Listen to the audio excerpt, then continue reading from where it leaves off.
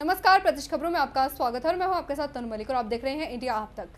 प्रधानमंत्री नरेंद्र मोदी ने लंदन के वेबली स्टेडियम में दिए अपने भाषण में राजस्थान के अलवर जिले के इमरान का जिक्र किया था। उन्होंने कहा था कि अलवर के इमरान में मेरा पूरा हिंदुस्तान बसा है। इसके बाद से इमरान के अलवर स्थित घर पर बधाई देने वालों का तांता लगा है। पेशे से शिक्षक इमरान ने सरल बनाने के लिए अलग अलग स्तर के छात्रों के लिए 52 मोबाइल ऐप बनाए हैं। उनके इस काम को अलवर के तत्कालीन कलेक्टर आशुतोष ने बहुत बढ़ावा दिया है। इमरान अलवर के संस्कृत सीनियर सेकेंडरी स्कूल में मैथ्स के टीचर हैं। उन्होंने केवल 3 साल में 42 एंड्रॉइड ऐप में 100 से ज्यादा वेबसाइट्स तैयार की हैं। इन ऐप को अब तक 25 लाख से ज्यादा लोग डाउनलोड कर चुके हैं। उन्होंने ये सभी ऐप्स किताबों और गूगल की मदद से डेवलप की हैं। इमरान ने 2005 में सबसे पहले जीके टॉक नाम का वेब पोर्टल शुरू किया था। इस पोर्टल से लोग जनरल नॉलेज से संबंधित जानकारी प्राप्त कर सकते हैं। और सिरसा की डबवाली रोड पर गाँव साहूवाला प्रथम के पास एक सड़क हादसे में इनेलो पार्टी के नेता और हिसार जिले के पूर्व प्रधान जोगिंदर सिंह की मौत हो गई है। मृतक जोगिंदर सिंह के 2 लड़के और 1 लड़की है। बताया जा रहा है कि मृतक जोगिंदर सिंह अपनी गाड़ी से डबवाली से हिसार जा रहे थे कि साहूवाला गांव के पास उसके सामने एक आवारा पशु आ गया, जिसके कारण गाड़ी पलट गई और उनकी गाड़ी पेड़ से जा टकराई। उनकी मौके पर ही मौत हो गई। मृतक जोगिंदर सिंह के परिजन दलबीर सिंह ने बताया कि जोगिंदर सिंह डबवाली से हिसार जा रहे थे कि उनकी गाड़ी के आगे सांड आ गया, जिससे उसकी गाड़ी पलट गई और मौके पर ही उसकी मौत हो गई। वही जांच अधिकारी महेंद्र सिंह ने बताया कि उन्हें फोन पर एक्सीडेंट की सूचना मिली। मौके पर जाकर देखा तो सांड के गाड़ी के आगे आने के कारण गाड़ी पलट गई, जिससे कि गाड़ी सवार और सांड दोनों की मौत हो गई। उन्होंने बताया कि मृतक जोगिंदर सिंह हिसार का रहने वाला था और डबवाली से वापस हिसार जा रहा था। इनेलो के जिला अध्यक्ष पदम जैन ने बताया कि जोगिंदर सिंह इनेलो पार्टी का जुझारू कार्यकर्ता था। उसकी आकस्मिक मौत की वजह से सभी इनेलो कार्यकर्ताओं में शोक की लहर है। पदम जैन ने कहा कि इस तरह के हादसों को रोकने के लिए जिला प्रशासन को ठोस कदम उठाने चाहिए ताकि ऐसे हादसों पर अंकुश लगाया जा सके। मेरे मामा जी हरजिंदर सिंह कालो वो रात 8 वजे के करीब डबवाली तो हिसार वापस जा रहे थे और रास्ते में गाड़ी के आगे सांड आने की वजह से गाड़ी सांड से टकरा के उसका वो पलटियाँ लग गई और गाड़ी के शायद बाहर गिर पड़े। वो कीकर का पेड़ था, उसके साथ उसकी लग के सिर लग के उसकी मौत हो गई मौके पे। सिंह कालो सुपुत्र श्री सिंगारा सिंह कालो जट सिख है। ये हिसार के रहने वाले हैं। ये यहाँ मौज दिन कोई अपनी ज़मीन संभालने के लिए आते जाते रहते हैं। साहूवाला के पास से जब गुजर रहे थे तो एक अमेरिकन सांड बीच में आने की वजह से ये हादसा हुआ और उसके अंदर उनकी मौत हो गई। ये इंडियन नेशनल लोकदल पार्टी का कार्यकर्ता है और आज भी कार्यकर्ता के रूप में निरंतर काम करता रहता है। जोगिंदर सिंह कालो की मौत के बाद इंडियन नेशनल लोकदल पार्टी के सभी नेताओं, पदाधिकारी, कार्यकर्ताओं में शोक की लहर है और इसके जाने से हमारी पार्टी को एक आघात पहुंचा है। हम तो यही प्रार्थना करेंगे परमपिता परमात्मा उनको अपने चरणों में स्थान दे।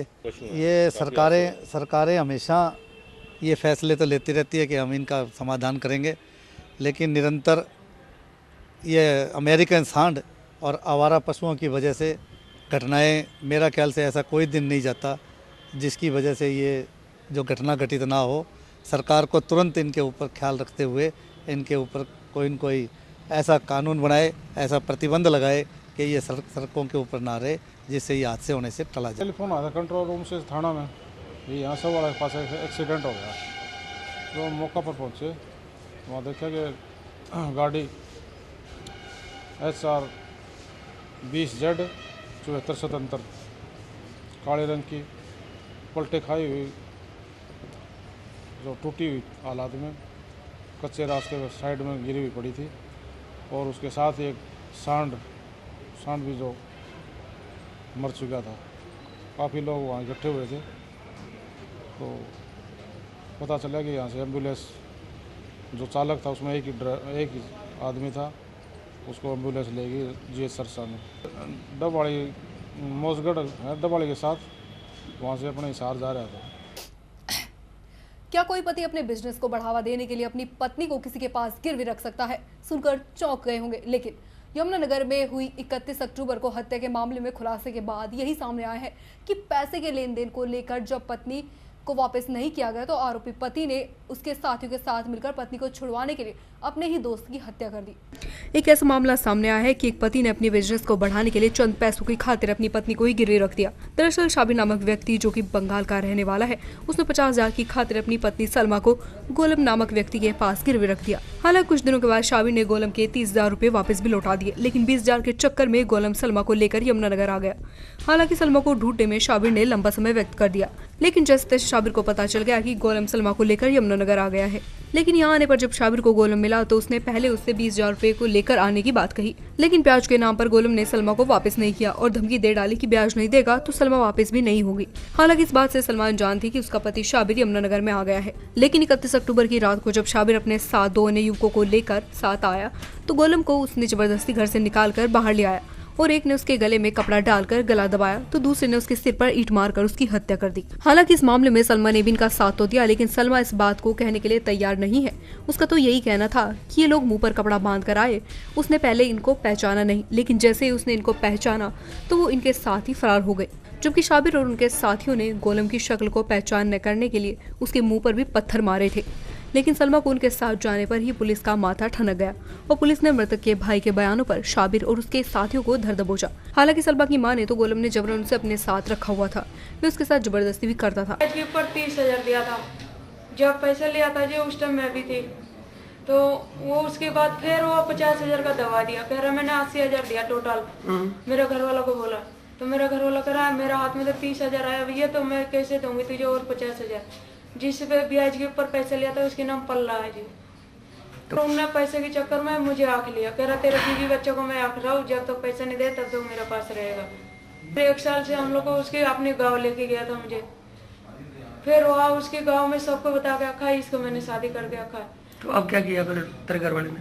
फिर मेरा घर वाला फिर मेरा हम लोग को ढूंढा है, कभी मेरे को हाथ नहीं लगता इसके पास। ये फिर घर से लेके गया मुझे शिमला तो अब क्या किया तेरे घर वाले ने?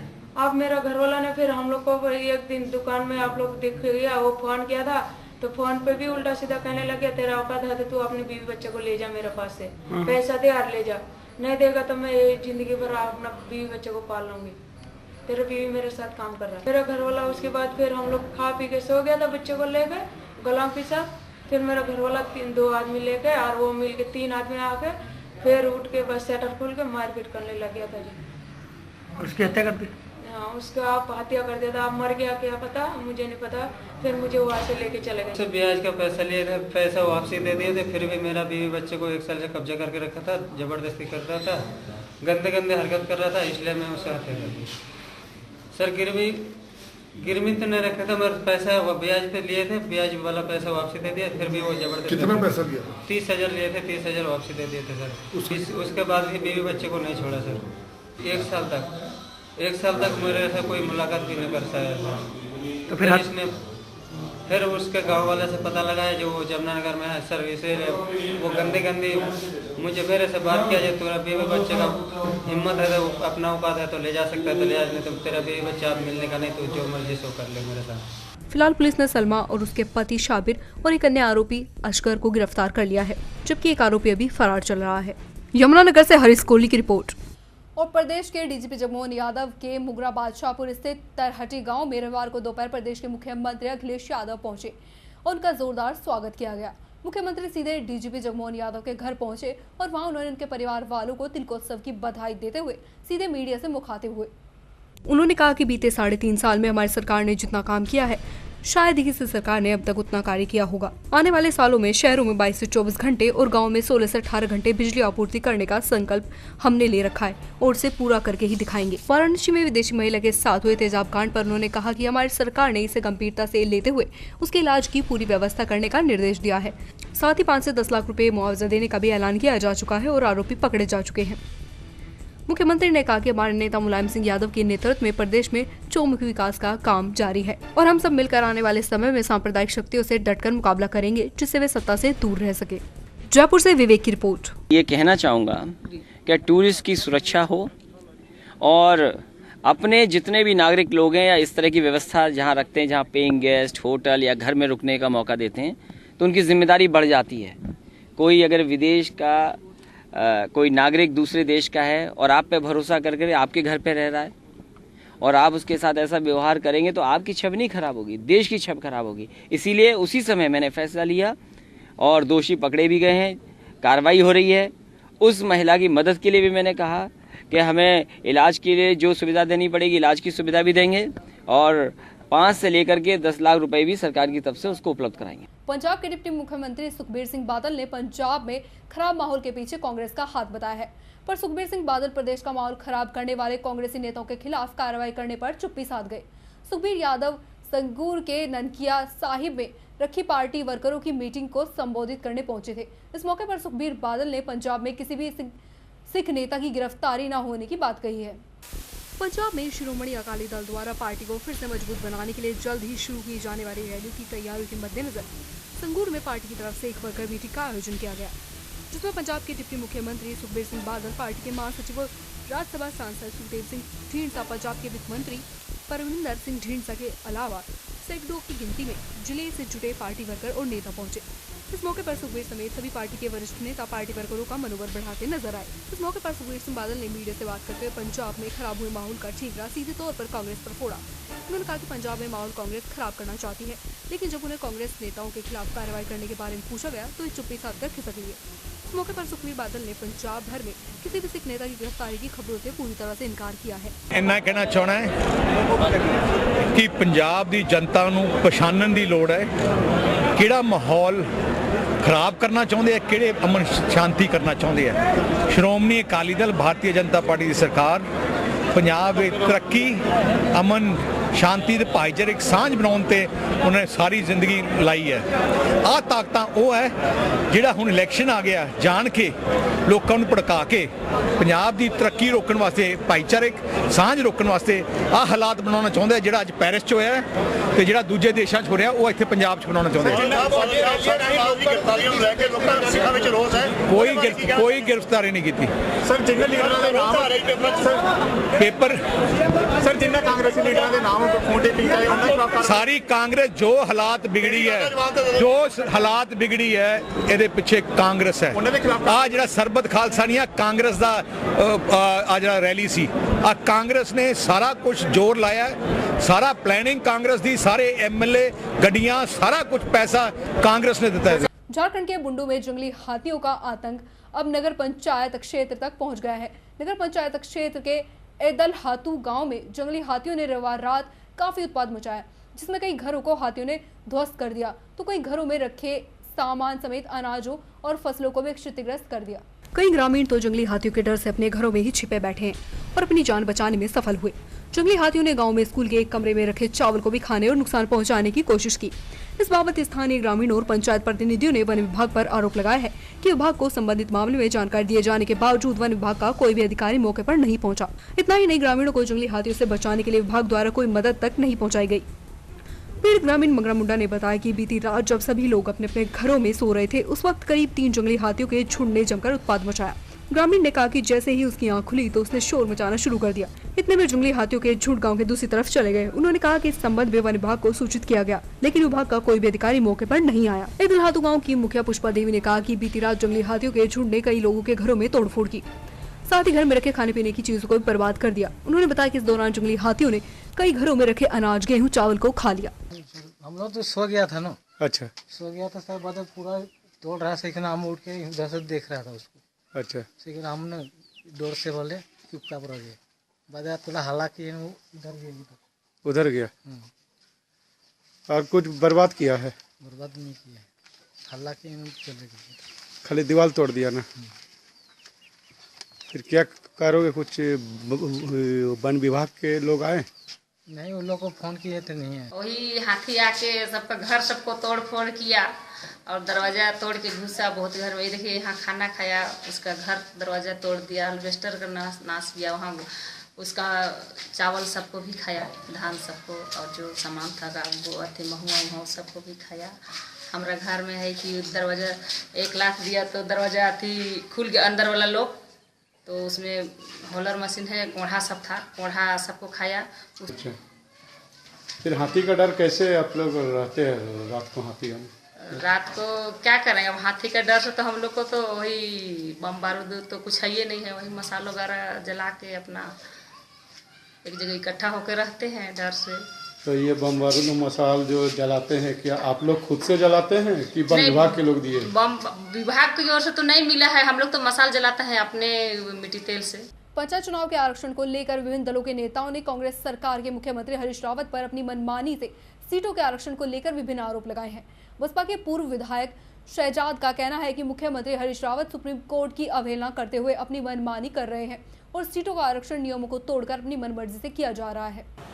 जिलाधिकारी और जिला पंचायत राज अधिकारी ने आरक्षण की सूची जारी की है कि स्तरीय पंचायत चुनाव की, वो सूची देखने में मालूम हुआ कि भ्रमांक सूची है। जो ग्राम सभा की सीटें हैं उनमें भी क्रम संख्या और परसेंटेज का ध्यान नहीं रखा गया है, और जो जिला पंचायत की सीटें हैं जहां एससी बाहुल्य रहते हैं लोग, उन सीटों को उन्होंने आरक्षित करने का काम नहीं किया है। जहां एससी कम संख्या में रहते हैं उन्हें आरक्षित करने का काम किया। जो पंचायत राज एक्ट की मूल भावना है उसके विपरीत जाकर के आरक्षण किया है, भारतीय संविधान की अनदेखी की गई, क्योंकि पंचायत राज एक्ट भारतीय संविधान का ही अनुच्छेद है। इसकी अनदेखी करना किसी भी सरकार के लिए संविधान का अपमान है। जहां मुस्लिम बाहुल्य सीट थी उन्हें चुन चुन के आरक्षित करने का काम किया गया है, जहां जनरल लोगों की सीटें थी उन्हें चुन चुन के आरक्षित करने का काम किया गया है। एक व्यक्ति विशेष के लिए पूरा डिपार्टमेंट, जिलाधिकारी और ये सब कुछ लगे रहे रातों, और तब जाकर के इन्होंने सूची जारी की है। हाँ, मैं इस विषय में ये कहना चाहूँगा कि सब पार्टियाँ जो ये इनसे संतुष्ट नहीं है, समाजवादी पार्टी भी संतुष्ट नहीं है।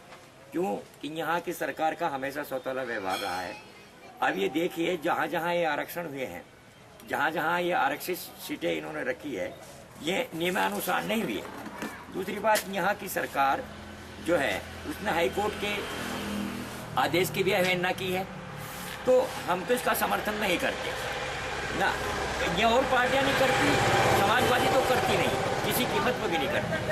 क्यों कि अभी हम तुम्हें बताऊं कि यहाँ की सरकार ने जो यहाँ के काश्तकारों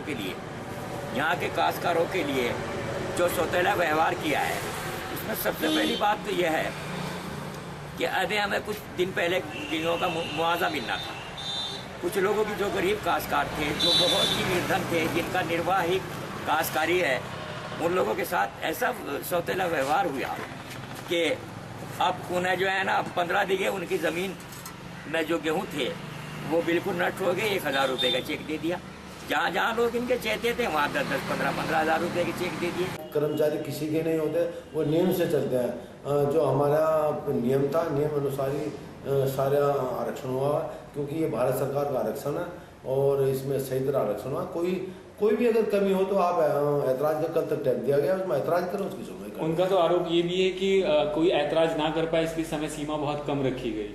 नहीं, ऐतराज करने में कोई टाइम नहीं लगता, सिर्फ एक 4 बोल लिखने होते हैं। मान लो ऐतराज कर दो, उसमें कोई इतना बड़ा होता है नहीं, तो वकील करेंगे या कुछ करेंगे। कोई भी ऐतराज हो, ऐतराज कर दें। अगर किसी को आपत्ति है और वो आपत्ति जता रहे तो कांग्रेस सरकार इस विषय में क्या करेगी? हाँ, तो उसकी जांच करी जाएगी। कोई मान नियम के विरुद्ध अगर कोई इस तरह हुआ तो उसकी जांच हो, सही कर दी जाएगी। और 13 नवंबर को घर से गायब 2 लड़कियों ने पुलिस के सामने अपनी अपहरण और दुष्कर्म की वारदात से इनकार करते हुए अपने दोस्तों के साथ मर्जी से जाने का हवाला दिया है। हालांकि पुलिस इस मामले में दर्ज अपहरण की शिकायत को गहनता से जांच करने में जुटी है। पुलिस के मुताबिक गुड़गांव के जैकमपुरा में रहने वाले एक व्यक्ति ने अपनी 18 साल की बेटी और 22 साल की अपनी भांजी का अपहरण करने का आरोप लगाया था। पुलिस ने पीड़िता पिता के शिकायत पर पड़ोस में ही रहने वाले 2 आरोपियों के खिलाफ मामला दर्ज कर लिया था। कोर्ट में दिए बयान को आधार मानते हुए पुलिस ने आरोपियों के खिलाफ कोई कार्रवाई नहीं की, लेकिन अपहरण की शिकायत को लेकर मामले की जांच कर रही है। दरअसल गुड़गांव में सदर बाजार में एक दुकान पर काम करने वाले 2 लड़के इन लड़कियों के संपर्क में हैं। हालांकि पुलिस खुलकर तो कुछ भी बोलने से बच रही है, लेकिन इस मामले को प्रेम प्रसंग से जोड़कर देखा जा रहा है। खैर कुछ भी हो, लेकिन जिस तरह से शहर में अपराध बढ़ रहे हैं उसे भांपते हुए पुलिस इस मामले में हर एंगल से तलाश कर रही है। गुड़गांव से विजेंद्र की रिपोर्ट। 13 तारीख की बात है कि 2 लड़कियां भागने के बारे में उनके अभिभावक ने एक मुकदमा दर्ज करवाया था कि उनको भगा ले गए हैं, और उस नेक्स्ट रोज़ जो है तारीख 15 तारीख को उन्होंने मजिस्ट्रेट के सामने बयान दिया कि हम अपनी मर्जी से गए हैं, कोई हमें भगा कर नहीं ले गया। तो मुकदमे में फिर भी तफ्तीश की जा रही है। अब लड़कियों का मजिस्ट्रेट के सामने बयान कराया गया है, क्या रहा सर? प्रच खबरों में फिलहाल इतना। बाकी तमाम खबरों के लिए आप देखते रहे इंडिया आप तक। नमस्कार।